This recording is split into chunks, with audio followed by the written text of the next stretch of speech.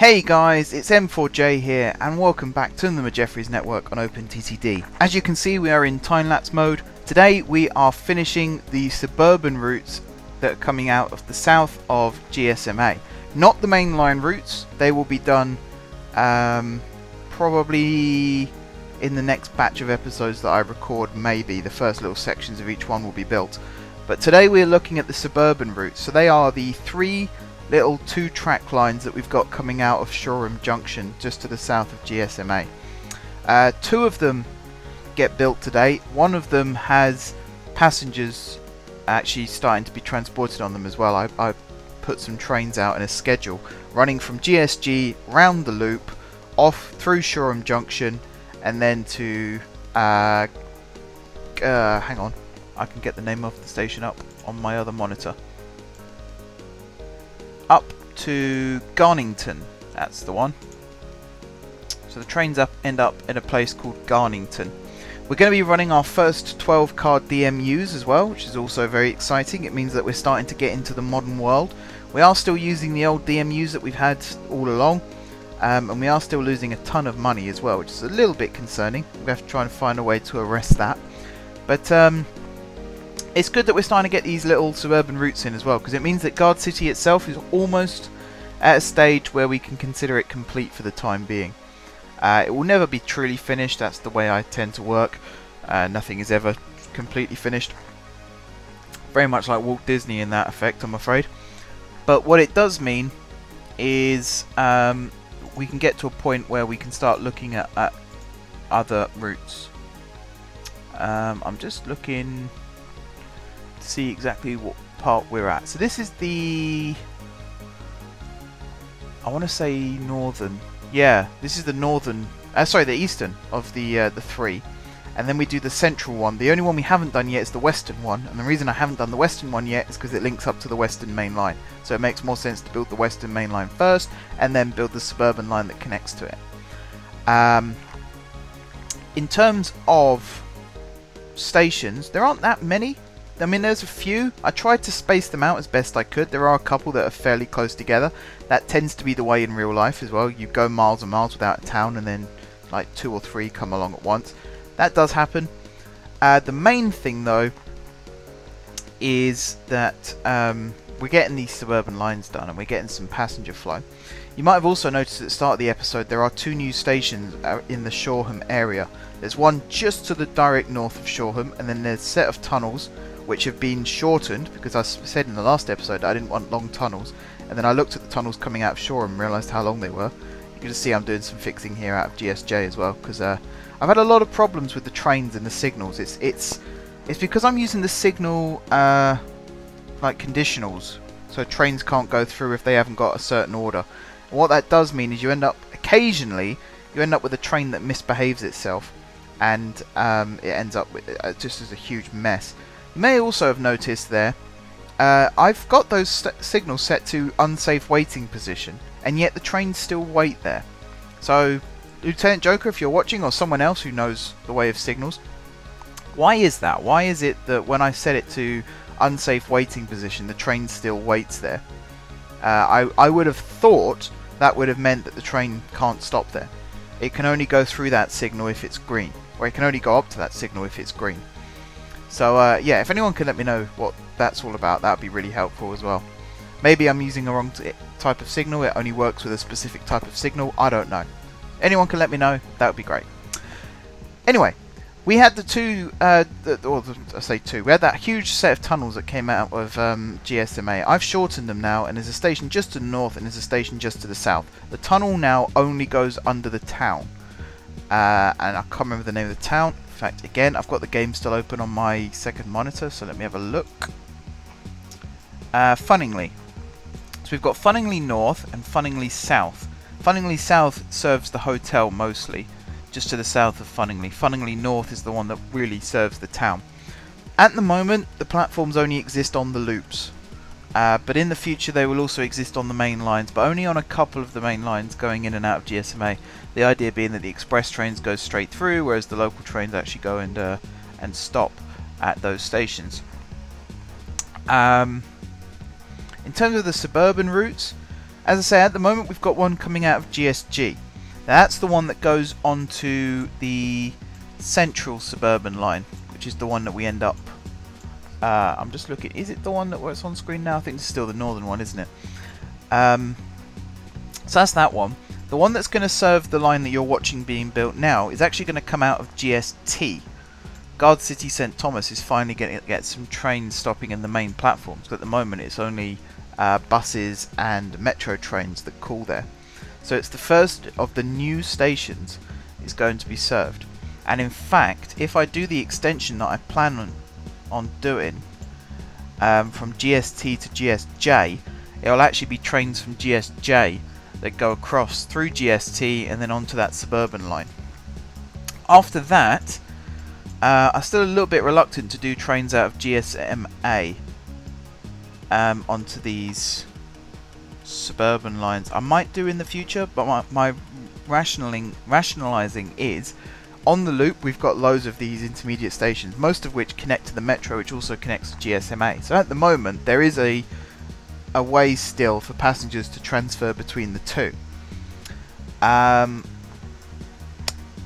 What else? Oh yes, the loop trains.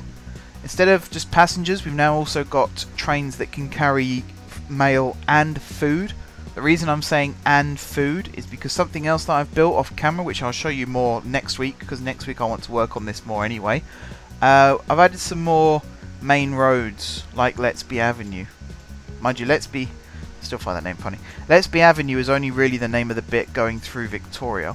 The main route itself I haven't got a name for yet, but it'll be like A something or M something depending on what we decide to classify it as. But there is a new one of those that connects to the existing one that runs east to west across the northern part of the lake. In other words, straight through the middle of St George. The reason I've done that is because the original main road now connects to the freight terminal to the north of the city, and the idea is we're going to have livestock trains which can also carry food, because I've converted the wagons. They're going to go to the stockyard, take the livestock. They're then going to be refitted to carry food. They're going to go to the food platforms there, load up with food, bring it to the freight terminal. There's then going to be a fleet of lorries that take it to St George, and maybe a couple of other truck stops along the way. And then from there, there's going to be... actually, St George probably isn't the best option. Maybe somewhere like St John? No, not St John. Somewhere where it can connect to the overground anyway.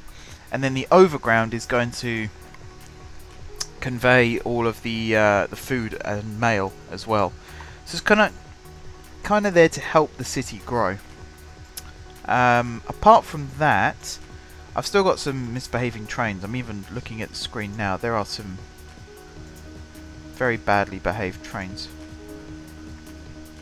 And that's a real headache when that happens. Some of the trains that we built last week and the beginning of this week, they're just not behaving. It's a real...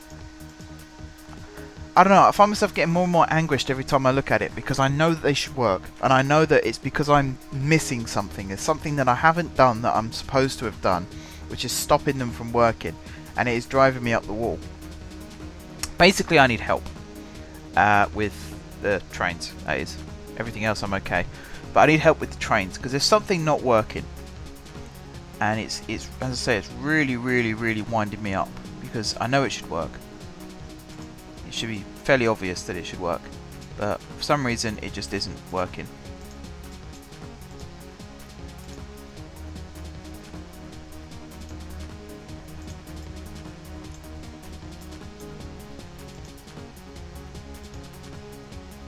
Right, sorry, I'm just checking that the train's working as well. There should be music playing in the background in this video as well, so if I do go silent for a second, it's because I'm fixing something on the other screen. Not probably the best place or time to be doing that, but I think you know what I'm like now. I see something that's broken and I have to fix it. I have to get it working again. But apart from that, I'm getting like, I'm starting to feel a little bit better about this whole thing. I did feel at one point that the whole thing wouldn't really work and it would all turn out horrible. But so far, I'm proving myself wrong. There are times where I look at this and think, this is really impressive. Like, when I zoomed out in the last episode and showed you how big Guard City was, I was surprised. I did not imagine it would be that big. And in fact, I timed one of the suburban trains going around the loop, because I've had to redo those trains a fair few times now in order to get them to work. And I timed it going round, and it's about an hour it takes for the train to go around the loop. And you might have seen some terminus platforms. I think, did I build them on camera? I can't remember now. But they're there at Shoreham. So that the train goes one way around the loop, goes clockwise first, terminates at Shoreham, and then goes anti-clockwise. Kind of like what the Overground does at Clapham Junction, except we've got platforms on either side of the station, except instead of two bay platforms on the western side, I want to say, but it might actually be the northern side, because I'm not 100% sure of the orientation of Clapham Junction. I think it runs north to south, in which case it's on the western side. I've done some upgrades to the train care down in Shoreham as well. You can also see on screen at the moment I'm building a new train care facility. This is going to handle some of the main sort of passenger routes that are suburban. The other depot that we've got will be upgraded over time, because again, I'm not 100% happy with it. It looks nice, it looks the part, but it's not very practical. So it sort of falls foul of my rule of, if it looks good, it also has to be practical. You have to be able to use it. And I'm really struggling to be able to use that one. So it's going to get rebuilt. So this is kind of like, it's a temporary fix for the other one, but it's also going to be used more permanently for suburban trains as well. And I'm quite happy with how it looks. Again, it's not aesthetically pleasing, but it's functional, and that's what's important really when it comes to this. You can also see I'm rebuilding the station throat of GSG and the approaches. I do this a couple of times just to make the tracks a little bit more aligned. My reasoning being that the suburban trains that currently go north of GSG up the northwest line, they're eventually going to go, some are going to terminate, but the majority are actually going to go straight through. In fact, that's not the one I move. What's the one I move? Oh, sorry, the depot exit, the original depot exit, that's the one I move. Because a lot of those trains are going to continue running through the station and then to the south, and then they're going to come back through up to the north and then back through and then either terminate or carry on, whichever I decide to do. Whereas most of the suburban trains, especially the ones that I built at the end of this episode, they are going to terminate at GSG, so they have to be able to get into a terminus platform, which is why I did all the rearranging.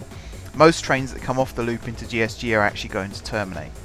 Here you can see I'm fixing, again, misbehaving trains. We have a huge queue of trains waiting to get into GSG, because I'm wondering if the conditional orders are a part of the problem. But I know that I've messed up the signalling, like which trains are allowed to go into which platforms, especially at Plimp Bridge. I've really messed that one up, and I've had to go through and fix it a few times now.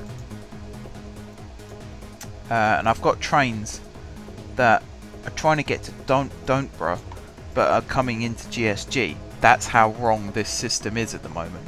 Hopefully it's a case of, what I might do is go through and just completely redo the schedules and try and fix it that way. I don't know. We'll have to wait and see. But the new train care facility is up and running. It's called Nahatton Train Depot. That's where the actual depot itself is. The train care facility is Hunway Train Care Facility. And you saw there was 2 inroads, there's 2 outroads, and I'm quite happy with that. I think that's pretty good. It means you can split the load a bit more evenly. We can have 2 trains entering at the same time and 2 trains leaving at the same time, which is much better than some of the other systems that we have.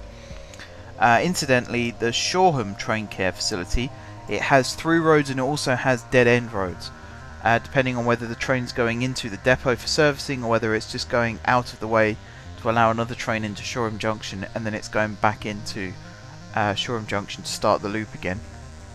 It very much depends. I think I've got like 30 trains running on that loop now, and it's a little bit congested, but then they do wait a long time between shifts, so that's where the gaps should appear. I'm kind of going to do the same with this service. Obviously this service is using the west side of the loop, so I'm not going to have I'm not going to have that many trains. I don't know why I can't speak today. Post audio. See, I definitely can't speak today. Post audio is where I can't speak, because I'm trying to monitor the time as well as talking, because I know I've only got a set amount of time. It's one of the reasons why I don't like doing post commentary on time lapses, because I know that eventually there's just going to be a black screen and I'm still going to be talking, which is not ideal for anybody. So you'll have to forgive me for not being able to speak properly, but I'm constantly watching the clock at the same time. Anyway, I'm not going to have that many trains running on this service that I'm doing at the moment, because of the fact that the loop is the more important of the services. This is kind of like the 1 train an hour kind of service that goes around the loop and then out into Suburbia. If I have other trains come through, especially from Guard Lake going through Centre Rail, then obviously they'll take precedence going down those suburban routes as well. I'd like to try and recreate the Sutton Loop if I can on Thameslink, and I might use one of these suburban routes in order to actually do that. But I'd have to do some more research into that so that I can get it as close to the real thing as possible, or you know, get it fairly realistic at least. Right, I am looking at the clock. We have about 50 seconds left, so I'm going to start wrapping up the episode. There might be a little bit of a music at the end where I'm not talking. That should be fine, I'm sure. One thing I do want to say is next week there will be no videos for this series uploaded. There will be videos in the other series uploaded because I've already recorded them. I'm going to be recording videos to try and stay a week ahead between now and the end of the summer, so that if anything comes up, you know, you'll still get your videos. But in order for that to happen, I'm going to need a week off just to sort of get things straight and get things prepped. So there is going to be videos for all 3 other series, including a new video for a new series, I believe. But there will be no videos in this series next week, but there will be the week after. So until then guys, thank you very much for watching. Don't forget to leave a like if you enjoyed the video, and of course if you enjoyed the series, drop some comments down below with ideas for future episodes. If you haven't already subscribed to the channel, be sure to hit the subscribe button. If you have already subscribed to the channel, thank you guys for your continued support, and until next time, I will see you soon.